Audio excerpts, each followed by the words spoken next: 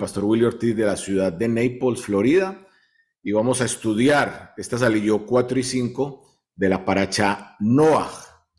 Y hay tres temas que quiero que entremos a mirar y a escudriñar de estas dos aliyot. Y el primer tema es la orden de salir del arca, que está en Génesis 8:16. El segundo es la reconstrucción del mundo en ruinas, porque ya estaba inundado, como nos dijo el pastor de Hueguita, y la tierra se secó. Entonces la reconstrucción de ese mundo en ruinas, ese nuevo comienzo, que está en Génesis 9, del 1 al 15. Y ahí encontramos dos subtemas, que es ser fecundos y multiplicarse y comer carne. Y el tercer tema es la señal del pacto, que está en Génesis 9, 8 al 17. Vamos a dar inicio entonces con la cuarta aliyá y el primer punto, que es la orden de salir del arca. Y me parece importante, y quiero comenzar este estudio estableciendo la importancia de saber cuándo entrar y cuándo salir, para poder tener esa bendición, para poder caminar de la mano con el Eterno. Y unos versos atrás, pues nosotros leímos con los pastores que Noa recibió la orden de entrar al arca, y ahora está recibiendo la orden de ¿qué? De salir. El Eterno le dice a Noa que ya es tiempo de salir. Y cuando nosotros estudiamos la Torá, pues nosotros no la podemos estudiar como un simple libro de historia, sino que la Torá realmente debería ser estudiada para transformación de nuestras vidas, de la vida actual de nosotros. Ese es el fin de nosotros estudiar la Torá. Entonces es importante saber cuándo entrar y cuándo salir, porque el Eterno te puede estar llamando en este mismo momento, amado, para que salgas. No puedes estar todavía en esos lugares donde una vez de pronto fueron considerados seguros para nosotros, pues no podemos continuar allí. Lugares que sirvieron de resguardo por un momento, pero que ya es el tiempo de salir. El Eterno tiene un nuevo comienzo para nosotros y debemos saber cuándo y en qué momento tenemos que salir de esos lugares que también de pronto fueron preparados por el Padre por un tiempo, pero que hay un tiempo también de salir de ellos, para salir de esos lugares. Dice entonces, vamos a iniciar con Génesis 8, del 15 al 17, que Elohim le habló a Noaj y le dijo: sal del arca junto con tu mujer, tus hijos y las mujeres de tus hijos. Y saca también a todos los seres vivientes que están contigo. O sea que salieron del arca por familias, como nos dice el versículo 19. Todos, absolutamente todos, debían salir de ahí. Las familias completas debían salir de ahí, por familias. Y la pregunta aquí es, amados, ¿para qué debían salir? ¿Qué tenían que hacer ellos después de que salieran del arca, sabiendo que todo estaba completamente en destrucción, desolada? ¿Qué encontrarían allí? ¿Y qué tenían que hacer? Pues la respuesta a esa pregunta nosotros la podemos encontrar en los siguientes versos de manera muy enfática. ¿Y por qué enfática? Porque 3 veces repite lo que ellos debían hacer. Génesis 8:17 dicen, el Padre les dice: sean fecundos y multipliquen en la tierra. Génesis 9:1 le dice: sean fecundos y multiplíquense y llenen la tierra. Y en Génesis 9:7 le dice: sean fecundos, pues, y multiplíquense, abunden en la tierra y multiplíquense en ella. Entonces nosotros podemos ver y podemos apreciar que no queda duda alguna de que lo que ellos debían hacer era multiplicarse, ser fecundos. Y lamentablemente, en la actualidad nosotros vemos planes contrarios, totalmente contrarios a los del Eterno. Y encontramos en este momento instituciones de planificación familiar apoyando el aborto. Gobiernos, escuche bien, gobiernos limitando la cantidad de hijos por familia a las parejas y los jóvenes. Y muchos jóvenes, muchas parejas de jóvenes que no quieren en este momento tener hijos. Pero déjeme decirle algo, amados, que cuando el pueblo del Eterno crece en número, entonces es cuando nos volvemos más fuertes. Y el enemigo tiene temor de eso. Y eso fue lo que sucedió cuando Moshe, recuerden, en Egipto, el faraón sintió mucho miedo porque el pueblo hebreo estaba creciendo mucho. ¿Y qué pasó? Los esclavizó. Por eso también mataron tantos niños y Moshe fue tirado a las aguas. Entonces, la verdad es que tener hijos siempre ha sido de una gran bendición, amados. Así como nos dice el Salmo 127:3, que nos dice que la herencia de Yahweh son los hijos y cosa de estima el fruto del vientre. Entonces, salieron del arca y cuando salieron del arca, Noah presentó ofrendas quemadas a Yahweh, al Todopoderoso, al Eterno. Y aquí hay otra pregunta que mucha gente se hace, pero ¿cómo fue posible que Noah presentara ofrendas quemadas si aún no se había construido el Beit Hamikdash, el tabernáculo? Y ni siquiera podemos pensar en el templo en tiempos de Noah, ¿cierto? Entonces mucha gente se pregunta, ¿cómo era posible eso? ¿Cuándo fue que Noah recibió las instrucciones acerca de los sacrificios? ¿No fue la ley de Elohim dada exclusivamente a Moshe? Si Noah nació mucho tiempo antes que Moshe, entonces, ¿cómo era que Noah sabía hacer sacrificios? Miren, amados, la verdad es que Noah tenía la Torá escrita en su corazón. Incluso nosotros podemos decir que desde Adán y de Eva ya conocían la Torá, porque ellos sabían lo que era y lo que no era agradable ante los ojos del Eterno. Por eso nosotros encontramos que Caín y Abel sabían cómo hacer un sacrificio. Y recordemos que las escrituras nos dicen que el sacrificio de Abel agradó más al Eterno. Entonces, el significado de esa ofrenda es la entrega total del que ofrenda a Elohim, al Eterno. La entrega total de nosotros hacia Elohim. Dice Romanos 12:1. Así que, hermanos, les ruego por las misericordias de Elohim que le ofrezcan sus cuerpos como sacrificio vivo, consagrado y agradable a Yahweh como su servicio racional. También nos dice Efesios 5:2, y anden en amor, como el Mashiach también nos amó y se entregó a sí mismo por nosotros como ofrenda y sacrificio en olor fragante a Yahweh. Y en Corintios, en 2 de Corintios, vemos que nos dice, pero gracias a Elohim, que hace que siempre triunfemos en el Mashiach y que manifiesta en todo lugar la fragancia de su conocimiento por medio de nosotros. Porque para Elohim somos olor fragante del Mashiach en los que se salvan y en los que se pierden. Entonces debemos ser imitadores de Mashiach, amados. Continúa diciendo entonces, Génesis 8:20, que Noah construyó un altar para Yahweh y tomando de todo animal puro y de toda ave pura, presentó ofrendas quemadas sobre el altar. Y este verso es muy revelador, porque nos indica a nosotros que no solamente construyó un altar para el sacrificio, sino que también supo distinguir entre los animales puros y los animales impuros. El altar realmente es un lugar de encuentro entre el hombre y entre el Eterno. Y eso Noah lo tenía muy claro. Noah tenía que construir ese altar para poder mostrar al Eterno su amor, su sometimiento hacia Él. Entonces cada persona tenemos la responsabilidad de edificar ese altar para el Eterno.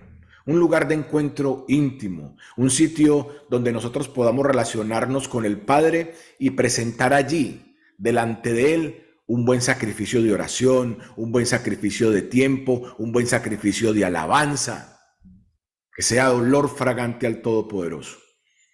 Aprendemos entonces la importancia de entregar nuestras vidas de manera total al Eterno, sin reservas, y decirle, Padre, toda mi vida es tuya, todo lo que soy, todo lo que tengo te pertenece a ti.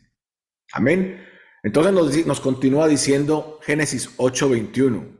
Entonces Yahweh olió el agradable aroma. Y quiero explicar algo aquí, amados, porque yo no me puedo imaginar honestamente al Eterno viendo subir el humito y oliendo el humito del que sube. No, el aroma agradable realmente no viene de la carne quemada de un animal sacrificado. Más bien lo que produce el aroma agradable es el corazón que está detrás de ese sacrificio que la persona está haciendo para el Eterno. Y en este caso fue el corazón de Noa. El sacrificio fue agradable para el Eterno y por eso el Padre, el Eterno, pronunció un juramento. ¿Cuál juramento? El que nosotros podemos ver en Génesis 8:21. Dice, continuamos leyendo ahí en 8:21, dice, y se dijo Yahweh, nunca más volveré a degradar la tierra por culpa del hombre, porque las tramas de la mente del hombre son malvadas desde su juventud. Tampoco volveré a destruir jamás a todo ser viviente como lo he hecho. En Isaías 54:9 vemos de una manera más clara las palabras del Eterno como juramento. Dice, porque esto para mí es como las aguas de Noah, como juré que las aguas de Noah nunca más inundarían la tierra. Así he jurado que no me enojaré contigo ni te reprenderé. Entonces, vemos que el juramento que el Eterno hizo con Noah no fue solamente diciendo que nunca más inundaría la tierra, sino también que expresa que mientras dure la tierra, nunca faltaría ni la cosecha, ni el calor, ni el verano, ni el frío, ni el día, como lo podemos ver nosotros en Génesis 8:22. Mientras dure la tierra, siembra y cosecha, frío y calor, verano e invierno, día y noche, no ha de faltar. Entonces, ¿qué es lo que instituye aquí el Padre? Un pacto con el cielo y con la tierra. Así también, como está escrito en Jeremías 33:20, así ha dicho Yahweh, si ustedes pueden invalidar mi alianza con el día, mi alianza con la noche, de modo que no haya día ni noche a su debido tiempo. Y sabemos que una alianza es un pacto.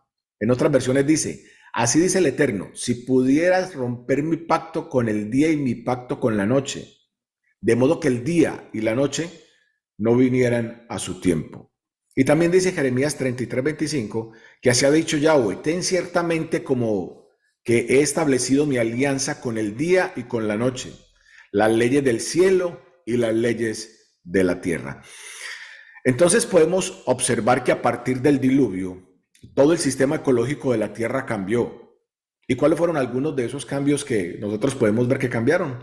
Los diferentes estratos geológicos fueron formados por la sedimentación en el fondo de las aguas. Los estratos geológicos, que son como las capas de la tierra. Otra cosa es que aparecieron los fósiles, que fueron hechos por la presión sobre los animales que quedaron enterrados vivos en el lodo, en el fondo de los valles. Y muchos de esos valles luego fueron levantados hasta las alturas y así se encuentran muchos de ellos, o se han encontrado muchos de ellos en las alturas de las montañas. Aparte de eso, el agua que estaba encima de la atmósfera desapareció. ¿Y qué produjo eso? Pérdida del efecto invernadero. La vegetación ya no era la misma, ya era distinta. Los rayos radioactivos del espacio alcanzaron los cuerpos vivos y reducirían su resistencia. Por eso es que los hombres entonces ya empezarían a morir más jóvenes.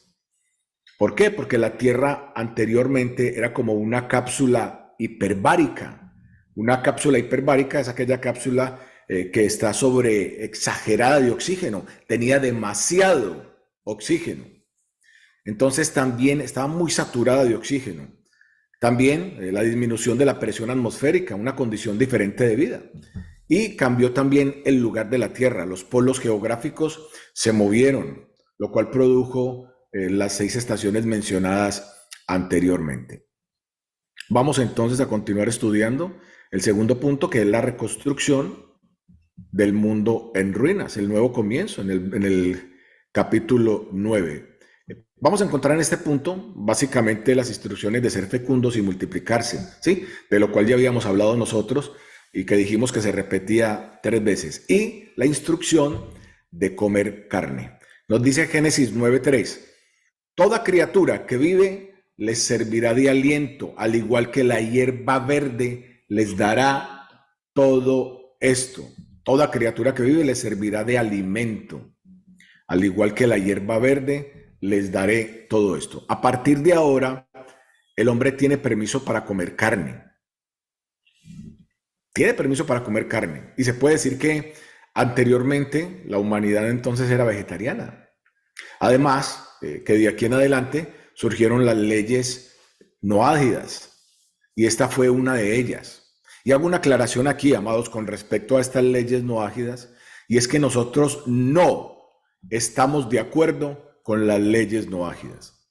Nosotros creemos firmemente en lo que dice Levíticos 24:22, que tendrás una norma. Otras versiones dicen estatuto o ley. Entonces tendrás una ley para el extranjero y el ciudadano por igual, porque yo, Yahweh, soy tu Elohim. Es una ley para todos. No son las leyes noágidas para unos y la ley de la Torah para otros. No, no, no, no. Eso no lo aceptamos nosotros. Es una sola ley. Las leyes dadas en el Sinaí fueron para las 12 tribus de Israel y nosotros somos parte de ese pueblo. Entonces, las leyes dadas en el Sinaí también fueron dadas para todos nosotros. Ahora, los defensores de las leyes noágidas creen que con este verso bíblico de Génesis 9:3, el hombre, es decir, los hijos de Noah, tienen permiso de comer cualquier animal impuro y que no es pecado para ellos. Ellos expresan que la prohibición de comer animales impuros fue dada al pueblo de Israel en el Sinaí, en el Levítico 11 y Deuteronomio 14. Pero sin embargo nosotros sabemos, los temerosos del Eterno, entre las naciones, que hacemos bien en no comer animales impuros. Continuemos leyendo Génesis 9:4, que nos dice, sin embargo no deben comer carne con su vida, su sangre en ella. Esto es no comer carne con sangre. Los versos 5 y 6 nos siguen hablando de la sangre y que el Eterno nos pediría cuentas por ello en caso de nosotros comer sangre. Es bueno que nos quede claro ese punto, amados. Y vamos a mirar el tercer punto, que es la señal del pacto, en el capítulo 9, del 8 al 17. Y esta es la quinta liyá. Dice entonces, Elohim añadió, esta es la señal que establezco para la alianza que hago con ustedes y con toda la criatura que vive con ustedes, por todas las edades venideras. He establecido mi arco con las nubes y servirá como señal de mi alianza con la tierra. Miren, este pacto fue hecho con Noa y con los hijos junto con la tierra por todas las generaciones futuras. Mi arco, dice el Eterno, porque el arco iris le pertenece a él. No le pertenece a una minoría que contiene casi todas las letras del alfabeto. No, le pertenece al Eterno. La señal del pacto es el arco iris que en la tierra aparece como una señal o como una mitad. Pero en las visiones del trono celestial que tuvieron los profetas, pudieron ver el arco del Eterno alrededor, en su totalidad, alrededor del trono. Porque lo que deducimos es que allí lo vieron completamente redondo y no la mitad. Vamos a leer. Dice Ezequiel 1:28. Como el aspecto del arco iris que brilla en las nubes en un día de lluvia, así era el aspecto del resplandor alrededor. Este era el aspecto de la apariencia de la presencia de Yahweh. Cuando la vi, caí postrado sobre mi rostro y oí la voz de alguien que hablaba. Miren lo que dice Apocalipsis 4:3.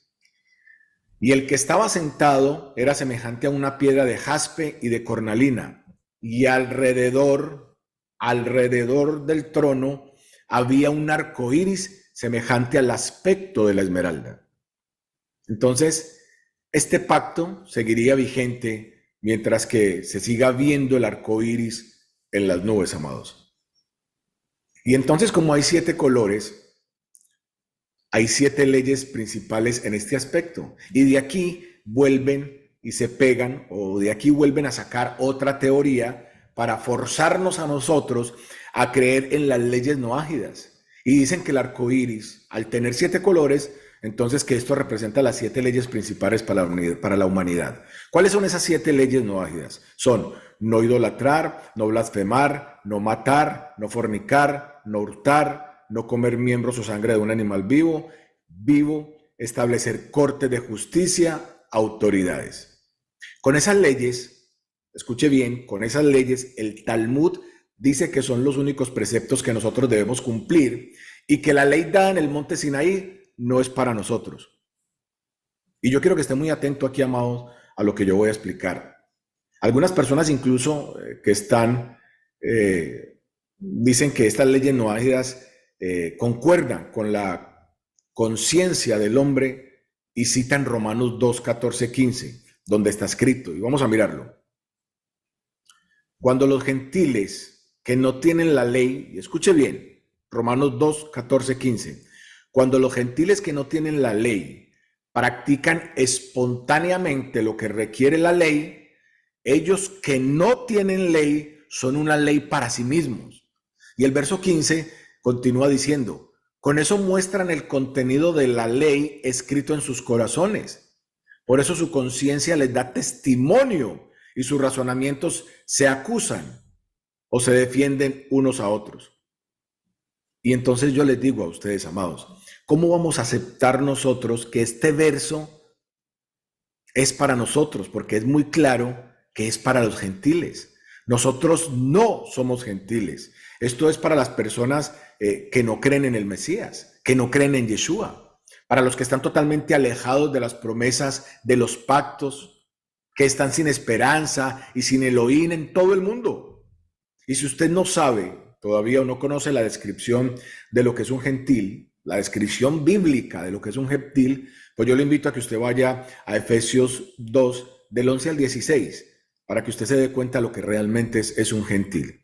Ahora, si usted se considera gentil, si usted no tiene al Eterno en su corazón, y escuche lo que le voy a decir, no cree en nuestro Mesías Yeshua, y usted está alejado de las promesas, del pacto, y usted no tiene esperanza, entonces usted puede aceptar tranquilamente estas leyes noágidas, porque usted es un gentil. Está bien que ellos sean celosos de la Torá, pero promover estas leyes noágidas es impedir realmente que aquellos que hemos sido injertados en el olivo nos acerquemos al Eterno en un mayor nivel de obediencia para caminar con el Eterno. Entonces, tenga mucho cuidado, porque quien promueve las leyes noágidas se está fundamentando principalmente en el Talmud y no en la Torá. Y está poniendo por encima de la Torá lo que dice el Talmud.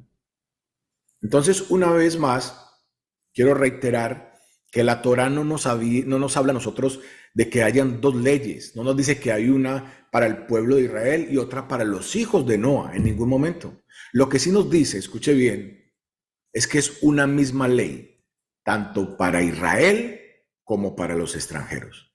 Es una misma ley. Nos continúa diciendo entonces Bereshit 9, del 15 al 17. Me acordaré de mi alianza con ustedes y con toda criatura viviente de toda especie, de modo que las aguas no vuelvan a formar un diluvio que destruya todo ser. Y nos dice el verso 17 que el arco iris es la señal de la alianza. Dice, Elohim le dijo a Noah, esta será la señal de la alianza que ha establecido con todo ser que hay sobre la tierra. Es una señal. Es una ley de la alianza entre el Eterno y el pueblo para darnos cuenta de que jamás la tierra va a volver a ser inundada. Y por eso, el común denominador de lo que hablaban los pastores ahora es que andemos, que caminemos en los preceptos de la mano, caminemos con el Eterno. Eso es lo que tenemos que hacer. Baruch Hashem. Síguenos en nuestras redes sociales, amados. Acuérdate de darle like.